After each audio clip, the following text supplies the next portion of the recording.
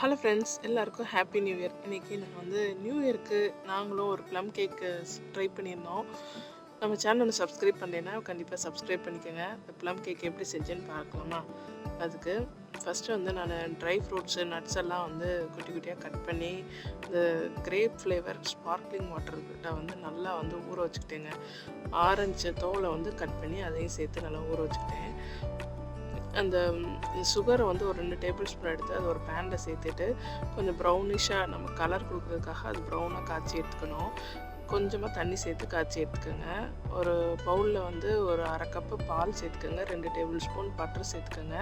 சேர்த்துட்டு 1 கப் மைதா மாவு சேர்த்து நல்லா மிக்ஸ் பண்ணிக்கோங்க. நம்ம காய்ச்சி வச்சுருந்தா அந்த ஜீனி பாகு இருக்குல்லையா, அதையும் சேர்த்து நல்லா மிக்ஸ் பண்ணி விட்டுக்கோங்க. 1 ஸ்பூன் அளவுக்கு பேக்கிங் சோடா, 1 ஸ்பூன் அளவுக்கு பேக்கிங் பவுட்ரு, கொஞ்சமாக உப்பு நல்லா எல்லாத்தையும் சளிச்சு சேர்த்துக்கோங்க.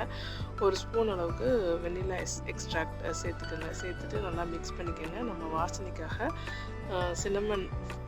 சின்னமன் ஃப்ளேவருக்காக வந்து பட்டையை அரைச்சி அதை வந்து 1 ஸ்பூன் அளவுக்கு சேர்த்துக்கலாம்.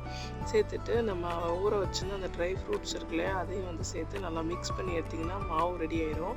நம்ம பேக் பண்ணக்கூடிய அந்த பேக்கிங் ட்ரேயில் வந்து நல்லா எண்ணெய் தேய்ச்சிட்டு இந்த மாவை சேர்த்துட்டு ஒரு 370 டிகிரியில் வந்து ஒரு மணி நேரம் பேக் பண்ணி எடுக்கணுங்க. பேக் பண்ணி எடுத்திங்கன்னா கேக் சூப்பராக ரெடி ஆயிரும்.